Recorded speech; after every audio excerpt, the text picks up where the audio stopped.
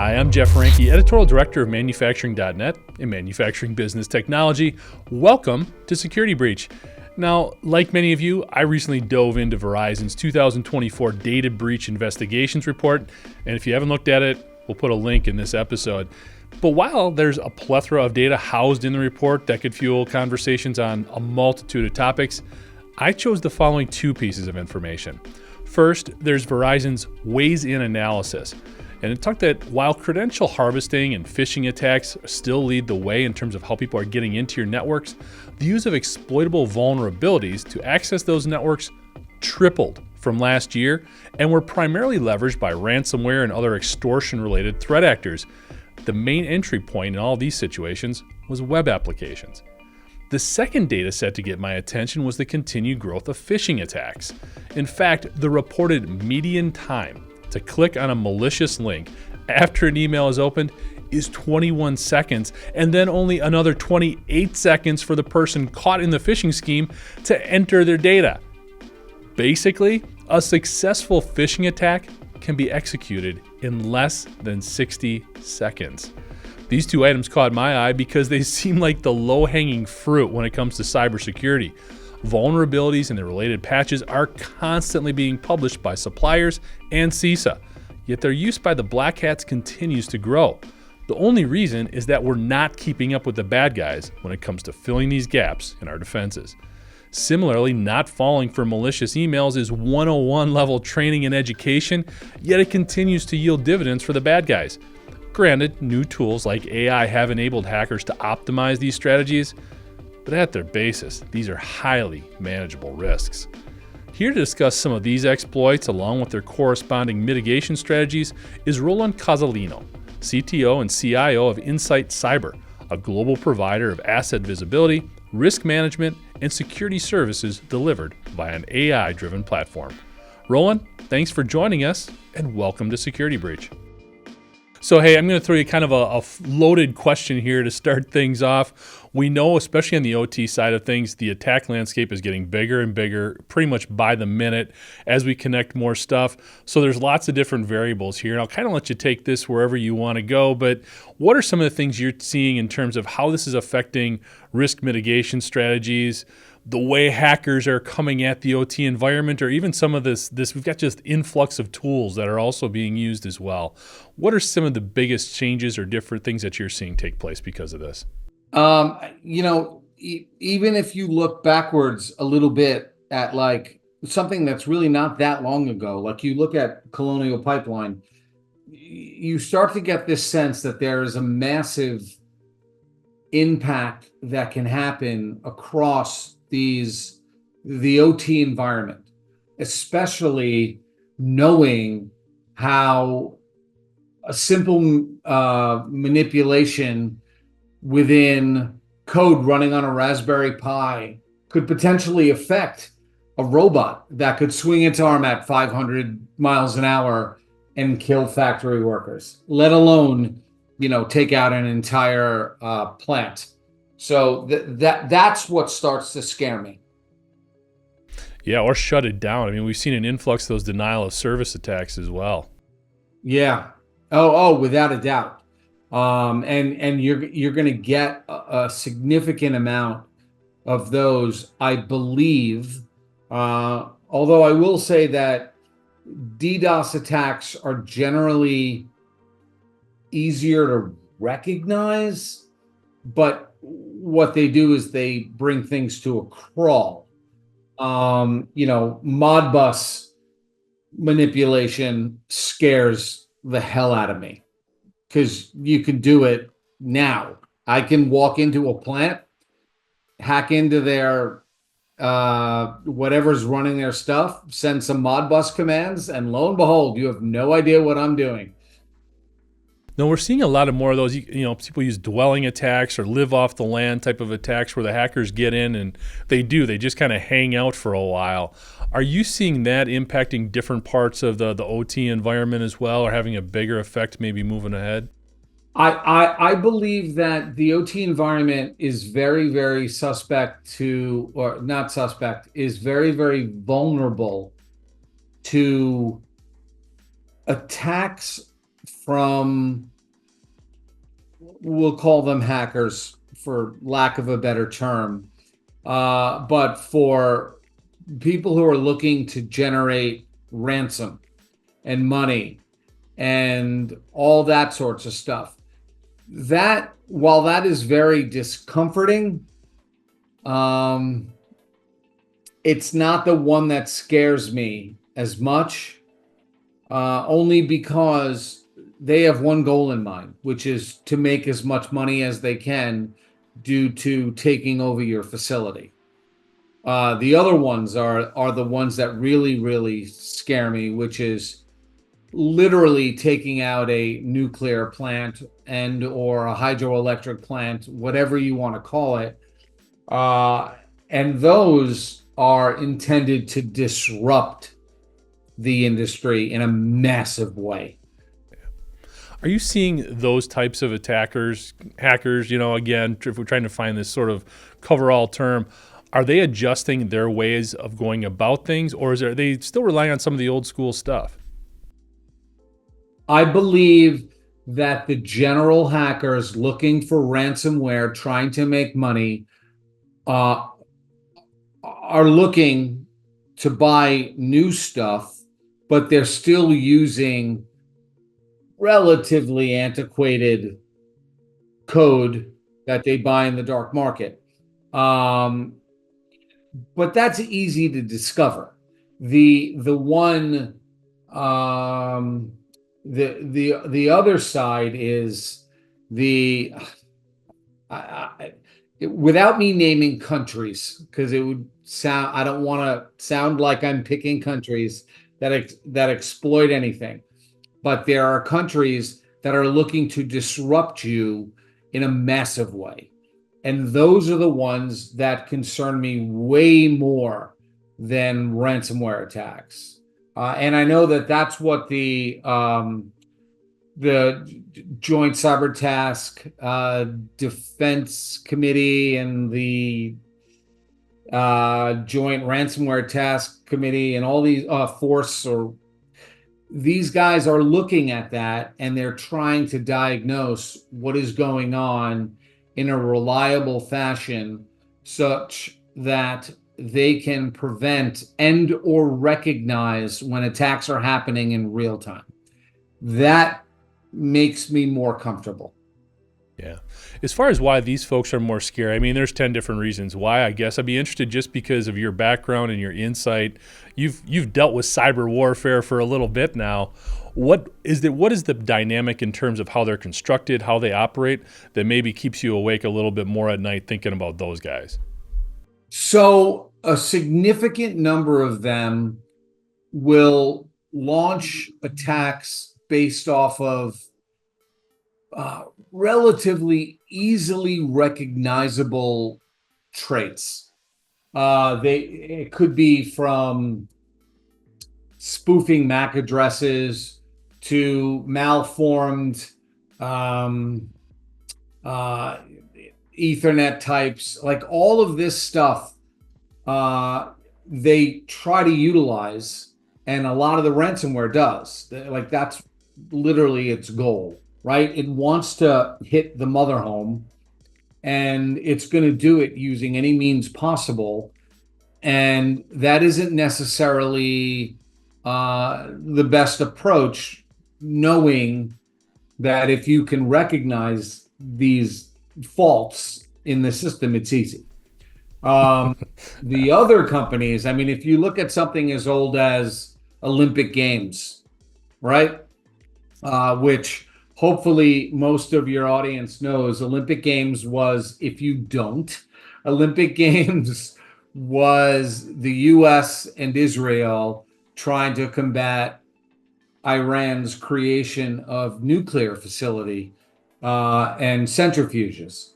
And if you saw the way that attack was approached, it was done in a very methodical, off the beaten path pattern that exploited a person to get it in the first place. Okay. And once they got it in, nobody knew what was going on. because the systems acted as if everything was good. I mean, it'd be like, it's like a movie, right? It's like taking a picture of a film and showing it over and over and over again in the same reel, and you see nobody walking down the hallway, and it constantly runs, and everybody's walking down the hallway. Um, those are the ones that can be very, very frightening because um, those become way harder to detect, and you have to have significantly more intelligence to understand that the big attacks are slow rolled when they're done correctly. Does that make sense? Absolutely. I mean, the patience of some of these state-sponsored bad actors is pretty amazing in terms of how long they'll hang out and just take information until they're really ready to sort of unleash the full load of what they want to bring to the table. It is frightening. Yeah. I would agree. You know, you mentioned a couple, I'm sorry. You mentioned a couple of things there, Roland, in terms of some of the new stuff that the bad guys might be using. You also mentioned intelligence gathering. Well, I know in our preliminary back and forth, you also have an extensive background in artificial intelligence, which there's no way we can talk about OT cybersecurity right now without talking about AI. So I'd kind of like to get your feel in terms of where are we right now? How are we doing? We know the bad guys seem to always be a step ahead, but where do we stand in terms of AI right now? So one of the approaches we've been taking is really understanding. I mean, if you think of something as, it's going to sound ridiculous. If you think of something as simplistic, um, we'll start really simple first, and then I'll get a little bit more complicated. If your neighbor's house is on fire, what would be a bad thing to do to your house?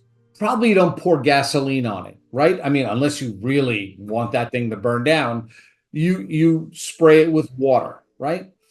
Now, in today's world, they've approached the world very similarly to a militaristic style of defense of trench warfare, which is you send out that line of defense up and ahead who they're going to get slaughtered and 90% are going to die.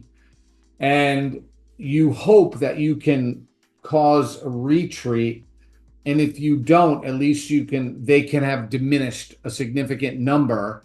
And then you can attack them from the trenches. So it's flow and flow and flow and flow and flow. So now let's apply that to cybersecurity. So in cybersecurity, how does that work? Well, I hire a whole bunch of guys to examine everything that happens in real time now. Now, what is the odds of them really caring is the wrong word, but really being able to see their entire environment? Let's pick Corporation A.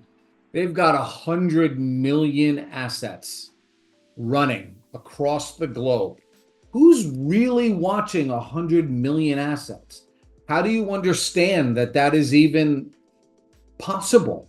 So where AI starts to come into play is that if you took a similar approach, your first line of defense is actually AI.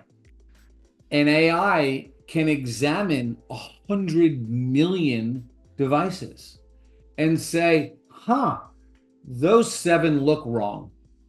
Something's wrong. I'm seeing stuff happening and I'm noticing a pattern. And this pattern seems to be able to mitigate itself. So I need to cut this off.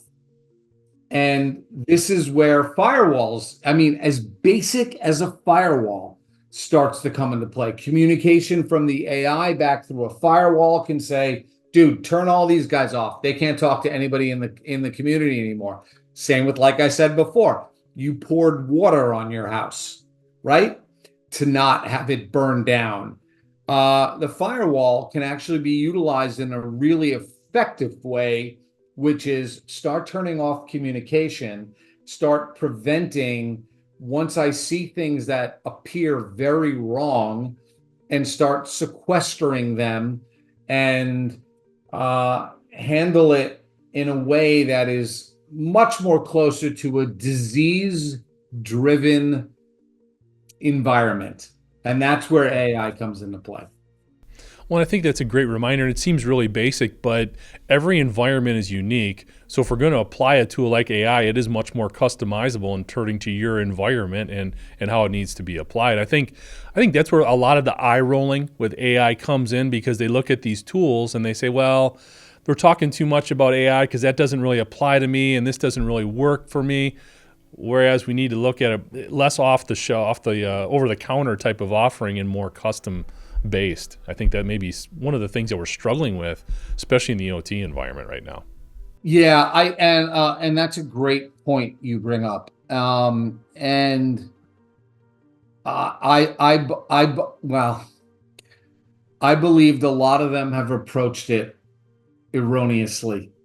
They have taken very, very basic mathematics, applied it, and assumed it was going to solve their problem.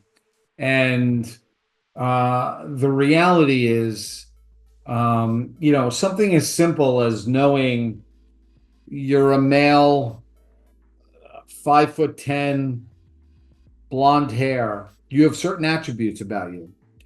And now what happens if your hair goes gray? Well, now you start to branch off of that. Well, his hair turned gray. At what age? Oh, well, that mattered. So when he turned 67, his hair turned gray. Now I start to see the world in a way that they're not thinking of. It's all about what you're looking for and how you're looking at it. And I don't believe many companies are capable of handling the sheer amount of data in a real-time basis, which still shocks me, to be able to detect these changes and anomalies and branches and all of this stuff such that it could make very intelligent decisions. And then as a result of those understandings, it could say, dude, now this is where LLMs, shocking, I hate them, but I love one thing about them. They're great at, if I gave it a giant piece of text, it makes it like written nasty, like a programmer would write. It'll come back and be like, oh yeah, that means such and such and such and such and such. It's perfect. That's what I want an LLM to do. Give me the right word so that the end user understands it, because the way I look at it is the blue screen of death, right? Everybody knows, well, not everybody, but I'm assuming a lot of your audience knows the blue screen of death, and they go, what do I do with this? They're hex codes. You better know assembly. But yeah, so that's the way I see it progressing. I hope that made sense. No, absolutely. It's just interesting because it's a different mindset. And I think the manufacturing sector has done a good job over time of adjusting to the way we need to forecast, the way we need to manage inventory to a more custom level. We've understood that and we've gotten better at it over time. Now it's taking that and applying it to something like cybersecurity, where right now the focus is on what about my endpoints? What about all the connection points, and making it sort of a universal dynamic as opposed to more custom. So it's funny, you just brought up an amazing point. The first question a CEO will ask you is, how does this make me money? Yeah. And the reality is, the question should have been, how does this prevent me from losing my company? Yeah. I'm sorry, I don't like fright as a result, but the reality is, listen, you got two choices. Don't do it, and best of luck to you. I'm good with it. I don't care. If you get hacked and they steal all of your information, there's a solid chance you're going to become culpable because you're the CEO. Your company's going to lose billions, and you're going to pray to God you still have one tomorrow. Up to you. Well, and you still So have to you have to report all that to the SEC right now too if you do get hit. absolutely. So there's a lot of it, a lot more involved Yeah. there. Yeah, and I know the regulatory world very well. My last company I sold was a compliance company, and it was the same thing with HIPAA. Like you have to understand, like it's at the end of the day, this is about you know what it is and how you report it, how effectively you tell everybody, all this kinds of stuff. Boring as sin, but so don't tell anybody. Just tell your audience, don't listen to that. Um, but No, uh, yeah. I hear you. It's interesting. You know, we could talk about AI and the impacts and changing mindsets. That could be a whole separate topic. I want to shift gears just a little bit because we've talked about a lot of these transitions. These technologies are really shifting the way people need to approach defending and securing their assets or their operational environment. What I'm wondering from your experience, Roland, what do you think have been some of the bigger lessons learned? You know, you mentioned Colonial Pipeline before. We've covered a lot of different hacks that have gotten a lot of attention. What do you think have been some of the things that hopefully manufacturers in particular are learning from some of these bad things that have happened? So there's a little bit of faith. So at Inside Cyber, one of the things that we try to highlight is that it normally takes somewhere around 200 to 300 days to respond to an attack. And my belief, coming from the world, especially of financial and advertising, was everything is done in real time. So I figure out what's going on in your system instantly. It takes us, I don't know, 20 minutes. I know your entire environment, and I've already started creating things that describe everything. And I've already looked them up and seeing if there are similar things that match you. And the value of that is obviously you're kickstarted without recognizing you're kickstarting. You know what I mean? Like it used to always be like, wow, we got to look and we got to check and no, you don't. There's where AI comes in when done correctly. And then the AI, as it swings around and you have your feedback loops of that is an issue, you start to end up with things that start to flag stuff and notice trends and notice all these things. And, the more and more customers you have, the smarter the systems get. Um, um, I'm not 100% sure I answered your question, so I'm going to ask you to Well, get to me again. well, I think it all bleeds together. I think one of the big things that manufacturers are learning from a lot of these attacks is, yes, we're manufacturers, we make products, but we're also a data company. Yeah. We're also have a lot of different other internal irons in the fire, if you will. Yes, and yes, that was your question, and I believe that they're starting to recognize that the information that they hold is of tremendous value, and they have to protect it. And they are starting to recognize it is taking them too long to respond to a real. When I say listen, every day you're going to get threats. That's just what happens. But a real one, you better know within 12 hours we might have an issue. And I would argue and say that within 1 hour, I would like to be able to tell you that this is not good. And technically, within 1 minute, I would like to tell you this doesn't look good. Like now you're vulnerable here. And now they could start to react in a way that becomes efficient and they feel more comfortable knowing that their factories and their plants all their robots and all their heavy machinery is not being compromised. Because the last thing you want to find out is that your stuff was compromised, and it took 150 days before they decided to swing the arm at 300 miles an hour, right? I mean, there's nothing because you didn't see it. You never saw it happening. So wouldn't it be better for me to tell you, by the way, hey, that was just hacked?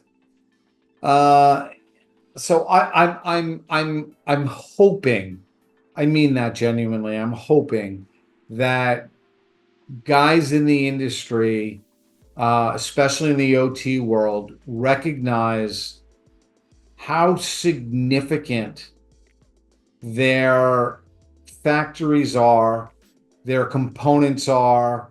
And, again, this goes from everything from car manufacturers to anything that runs in a giant factory down to low-level stuff like I said, nuclear power plants. Like, you need to know immediately. Like, there could be a problem. And the key is, and this was the big thing we've always said when we started InsightCyber, we always said, no false positives, no false negatives. I don't want to tell you that, oh, that could be dangerous. Yeah, so can sitting on a pin, but like it's not going to kill you. What you want to do is guide your customers to a small level of information that they can react upon. And if you do that effectively, they're not looking at 10,000 emails from one of the major companies today. They're looking at 16. And they go, oh, I don't need 400 guys to be doing this. I needed 2. And lo and behold, you saved money, you did it intelligently, you handled your problems. I mean, what more can you ask for? And I'm hoping that industry drifts towards that understanding. I can't guarantee it, but I hope they do. Well, I think one of the biggest areas that the industrial sector has improved upon is having knowledge of those breaches, of the intrusions, when people are penetrating their networks. Where we're still struggling, I think, is the response dynamic. You mentioned that the 200 to 300 days, I forget if it was IBM, I think it was IBM, put up the average time spent dealing with the attack was like 248 days or whatever the case may be. Yeah. And a lot of that is, hey, we know we got hit. We know that it hit all these different areas, especially with supply chain attacks becoming such a big issue right now. But it's responding to it. Have you seen anything, or maybe what have you seen in going from that, okay, we know we got hit and we know how to deal with that, or we know how to identify that we got hit, but we're not sure how to respond to it yet. How do you make that leap a little bit?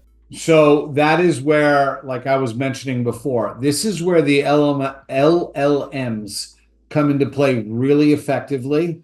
And InsightCyber creates its own set of playbooks that can help guide you through solving the problem. So not only do I alert you when there really is an issue, I also tell you how to resolve it. And with certain levels of confidence. Because, let's be honest. And this was, it's funny, I bring this up, but this was a great conversation when we started InsightCyber. We had the conversation about if I tell you how to do it, how do I know I'm right? And Yeah. Because the right answer is always unplug the machine. And reality is you can't necessarily unplug the machine. So setup allows you to say, these are the ones that really matter. And when they really matter, those are the ones that I focus on and make sure that if anything touches them, you are alerted immediately. The other machines, I will also tell you if there's communication with them, because it can go back and forth and all that kinds of flow, and you know how this works, especially at a TCP level or even a Modbus level. It doesn't really matter. But you can at least look at something, get it quickly enough that you can react on it with a set of guidelines that give you a confidence of how effective I believe this will be based off of historical data that has shown me these are the possible options. And, yours may not be like, number one, turn off the machine, right? You'd be like, I can't turn off the machine. Okay, number two, so you have these with so much confidence, and the user should understand, and they can add pieces to it and strengthen it and make it smarter to fit their need, because everybody is unique. And that's the way InsightCyber approached it. It's you're unique. So I get it.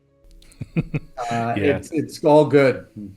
In manufacturing, it is tough to turn off the machine, and that's one of the reasons. One of the bigger issues that we have is we see an influx of these vulnerabilities. Verizon just came out with their report, and they talked about this 180% spike in vulnerabilities and how the hackers are taking advantage of those before we can get patches on them. That's a huge issue in manufacturing, because even when we know about these vulnerabilities in an automation system or an ICS, we can't get the patch on there quick enough. What's been your experience in trying to deal with some of those exploits and get going without unplugging the machine? So what we have done is to recognize traits of a machine similar to the way, it sounds terrible, diseases work. We said that before, yeah. Yeah, in the sense that if you knew, a really good example is, only because it's one that is well known. If you had breast cancer, the likelihood of breast cancer, they tell you, right? So if your setup says this setup is I've noticed a trend, and I've noticed a pattern, and I've noticed your deviation from the norm, and this is very indicative of being highly vulnerable. So I tell them. And why is it vulnerable? And I tell them. It's vulnerable because you're something stupid. You're allowing, whatever, port 80 open, right? Like something as dumb as that. But it's never that dumb. I wish it was. It would make my job so much easier. But this way you can curtail all of the noise and have customers focus and understand that there is a difference between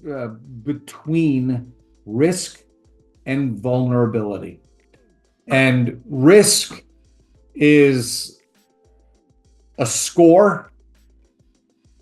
Vulnerability means this is what you're potentially exposed to. So if you sort of isolate those, you end up with a very fascinating world. And I noticed a lot of companies don't. It starts to become very indicative of how frightening it is for your setup to be the way it's set up. And if you present it back to the customer in a way that explains why, does it rationally, doesn't scare the death out of them, just says, listen, you're fine. However, understand that you have a lot of vulnerability. That's a big deal. And risk is more once it's hit you. What can happen now? And if you separate those two, how susceptible something is to becoming bad, vulnerability is highly different than how dangerous it is that you have something. Because I mean, imagine I put I don't know, a virus on your kids. I'm assuming you have kids on your on your kid's Xbox. Who cares? Like at the end of the day, does it necessarily matter? They're just trying to steal the credit card. Um, but it's not the end of the world, and you can always call Microsoft and they'll give you your money back and you're done. Um, but if that thing was connected to every server in your house, now we got a different game to play. Well, it's interesting because, Roland, a lot of stuff you're talking about here, it feels like assessing your situation and prioritizing it based on function, risk, mitigation, all of that kind of stuff. Does that feels like it could be a cultural dynamic in terms of you could get into some real turf battles there in terms of, well, to me, this is a higher priority. You're saying it's a 5. Over here, they say it's a 3. I think it's a 1. How do you kind of deal with some of that? So the best way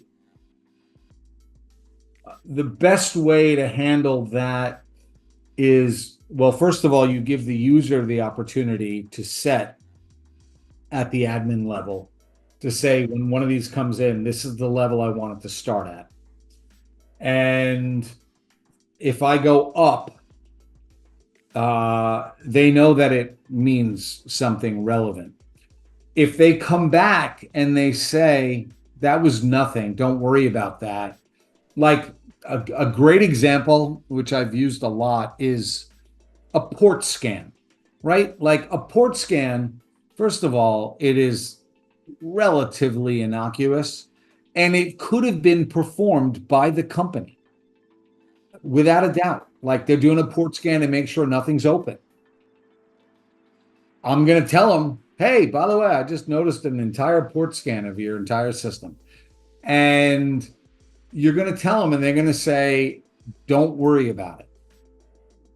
And then again, you have to understand, okay, where did it emanate from? How was it? And then how do I suppress that? So the key thing starts to become user feedback. Without any user feedback, it's impossible. A user has to tell me this is dumb. Don't worry about this. It doesn't, I'm not building robots. I'm building intelligent systems, and the goal is for us to think about how to approach these problems and how the user can interact with them and provide a feedback mechanism that helps us understand their environment better than they do. And the more information they give, the smarter we get for their specific environment. And that's where it becomes massive.